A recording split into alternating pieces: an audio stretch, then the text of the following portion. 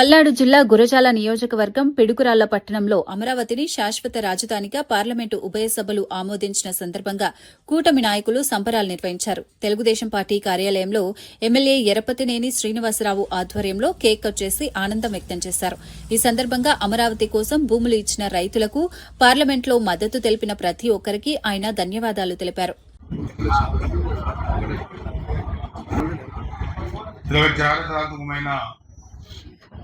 రోజు ఆంధ్రప్రదేశ్ రాజధానిగా అమరావతిని చట్టబద్ధత కల్పిస్తూ 14 రాష్ట్ర విభజన తర్వాత మన ప్రభుత్వం ఏర్పడిన తర్వాత ముఖ్యమంత్రి గారు తీసుకున్న నిర్ణయం, ఆ రోజు ఉన్న 13 జిల్లాల సెంటర్ పాయింట్ గుంటూరు జిల్లాలో కృష్ణా నది దక్షిణ భాగాన వాస్తు ప్రకారం కట్టిన రాజధాని, దేవతల రాజధాని అమరావతి. ఆ రోజు ప్రతిపక్షంగా ఉన్న వైసీపీ జగన్మోహన్ రెడ్డి కూడా దానికి సపోర్ట్ చేసి ఎన్నికలకు ముందు హామీ ఇచ్చి గెలిచిన తర్వాత 19లో 3 ముక్కలాట్లు ఆడి మహిళా రైతుల పట్ల అసభ్యకరంగా ప్రవర్తించి ఒక విధ్వంసకారిగా మారి రాష్ట్రాన్ని ఎన్ని ఇబ్బందులు పెట్టడం మనం చూసాం. ఆ మాటలు మనం ఒకసారి చూస్తే మహిళల పట్ల కానీ, రాజధాని రైతుల పట్ల కానీ అమానుషంగా ప్రవర్తించి ఆనాడు వైసీపీ ప్రభుత్వం. మరలా ఈరోజు మనం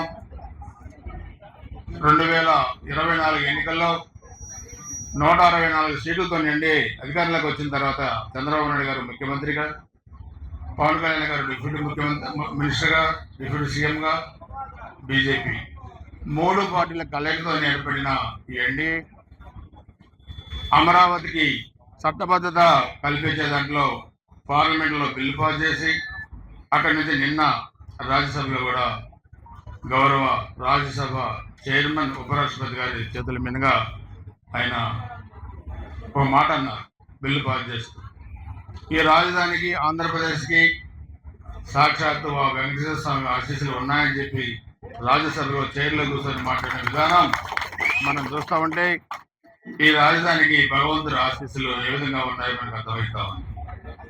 ఒక విధ్వంసకారి 151 నుంచి 11 సీట్లకు వచ్చినా ఎందుకు వచ్చినాయో తెలుసుకోకుండా మన అమరావతి చట్టబద్ధత బయట ఢిల్లీలో చేస్తూ ఉంటే మన 25వ తారీఖు అసెంబ్లీలో తీర్మానం చేసి మన కేంద్రానికి పంపితే ఆ రోజు 11 మంది ఎమ్మెల్యేలు రాలేదు.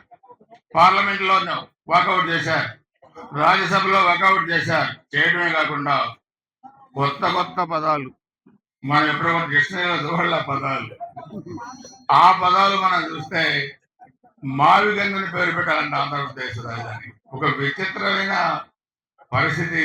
నిజంగా మనలో చెప్తారు సైకో దెబ్బేదో ఉంటుంది అతనికి అనేది. ఆ దెబ్బ నిజంగా ఉందనేది నిన్న నిరూపించుకున్నాడు పులివెందుల ఎమ్మెల్యే.